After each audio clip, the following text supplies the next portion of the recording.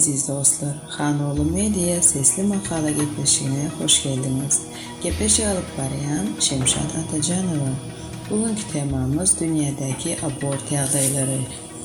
Soňky 30 ýylda dünya ýüzünde niyetlenilmedik göreliliklerin sany azaldy, emma abortlaryň sany köpeýdi.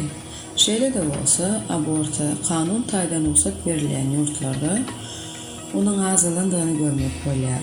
Dünyadaki abort ýagdaýlary barada Lancet Global Saglyk Ilmi Barlygy şeýle netijeleri ýüze çykardy.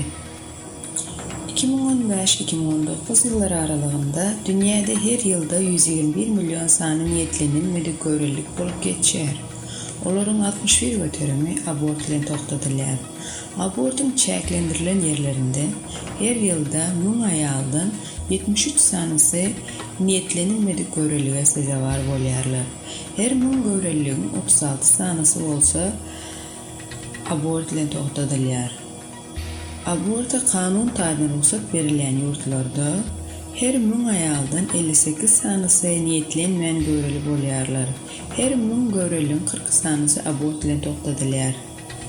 Ilmi barlaçylaryň aýtmagyna görä, ösüp barýan ýurtlarda abortun köpligine yeterli we görünejek kontrasepsiýany başga çaýdanmyzda göreligiň öňüni alýan serişdeler ýetmezçiligi bolup biler.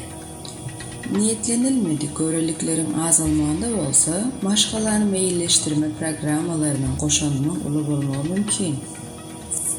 Bu edilen açışlar ýylat hemoterapiýa seksual we reproduktiv saglyk hyzmatlary bilen üçin etmek ören mühimdigini görkezýär. Bu hyzmatlaryň içine kontrasepsiýa, abort we saglyk goraş hyzmatlarynyň hemmeleri elleter edilmegi hem girýär diýip ilmi işin awtorlary belleýärler. Bu ýagdaý bizden ähli. UNICEF'in barlalaryna göre Türkmenistanda 15 ve 45 yaş aralığındaki zananların 50%i kontrasepsiya ulanmaýar. Türkmenistan'ın 2016 ýylda täzelenen kanuny abortun möhletini çäklendirdi.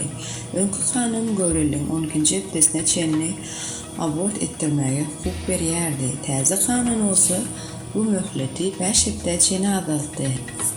Videonu soňuna çenli dinleýäniniz üçin köp sag bolun. Maglumat Türkmenistan Saglyk Info sahypasy Hanoğlu Media bizilen galyn.